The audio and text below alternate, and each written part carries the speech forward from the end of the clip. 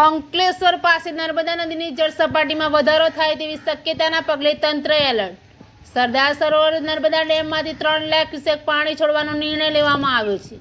ત્યારે ભરૂચ જિલ્લાના નર્મદા નદીના કાંઠા વિસ્તારોમાં તંત્ર દ્વારા એલર્ટ અપાયું છે. અંકલેશ્વર તાલુકાના નદી કાંઠાના 14 જેટલા ગામોને એલર્ટ કરવામાં આવ્યા છે.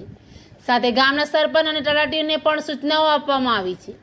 ગુજરાતની જીવાદોરી સમાન સરદાર સરોવર નર્મદા ડેમમાં ઉપરવાસમાંથી પાણીની વિપુલ માત્રામાં આવક થઈ રહી છે.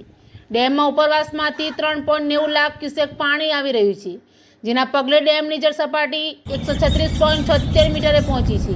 ત્યારે ડેમમાંથી 3 લાખ ક્યુસેક પાણી છોડવાનો નિર્ણય લેવામાં આવ્યો છે. સવારે 10 વાગ્યા બાદ તબક્કાવાર નર્મદા નદીમાં પાણી છોડવામાં આવશે, જેના પગલે ભરૂચના ગોલ્ડન બ્રિજ નજીક નર્મદા નદીની સપાટીમાં વધારો થાય તેવી શક્યતા છે.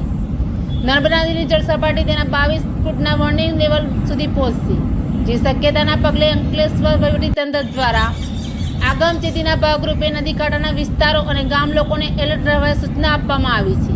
અંકલેશ્વર તાલુકાના કાંઠા વિસ્તારના 14 જેટલા ગામોને એલર્ટ કરાયા છે.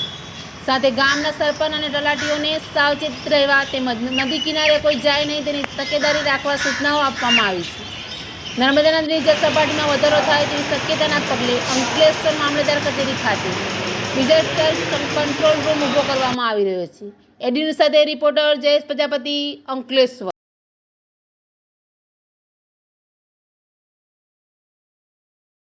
આપણે કહે છે લોકોને ચજરે